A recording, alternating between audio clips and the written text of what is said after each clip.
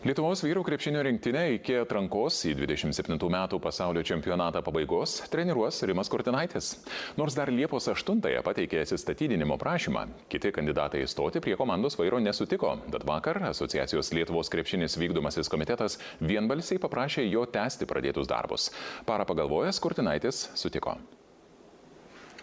Vakar po vykdomojo komiteto posėdžio surengusi spaudos konferenciją, šiandien apie trenerio sprendimą asociacija informavo pranešimų spaudai.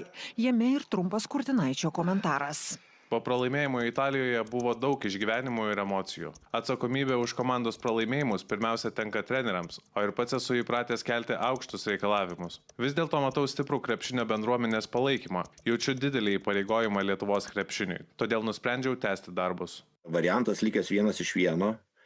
Arba tu atsisakai ir palieki turbūt tą laivą visiškai skęst, arba tu dar bandai kažkiek tais gelbėti. Tai Rimas pasirinko tą poziciją, kad bandy dar kažkiek tais gelbėti. Tai ar išgelbės, pamatysim, ar čia geras, blogas sprendimas. Kai tikrai keli treneriai atsisakė, manau, kad čia turbūt yra geriausias variantas, ką iš tos rinkos, ką gali pasiūlyti šiaip rinktinė, nes bet kokiu atveju iš tos pozicijos, kokioje dabar yra Lietuva, kokioje pozicijoje yra Lietuva, tai manau tikrai eksperimentams jau ne vieta ir jeigu jau buvo keitimas, jeigu jau norėjo federacija keisti trenerį, bet kokiu atveju aš manau, kad reikėjo treneriai su patirtimi. O treneriai su patirtimi perimti rinktinę atsisakė. Asociacijos prezidentas Mindaugas Balčiūnas sakė, kad oficialiai treniruoti komandą buvo pasiūlyta tik Dariui Songailai. Tomas Purlys vardyja ir daugiau pavardžių. Kiek teko girdėti iš kitų šaltinių, kad kažkiek ir buvo šnekėta ir su Žibėnu, ir lygiai taip pat su Songaila, ir su Dainiu Adomaičiu. Stoti prie nacionalinės rinktinės vairo atsisakė patyrę strategai, sulaukė aštrios Utenos Juventus komandos trenerio Laimono Eglinsko kritikos.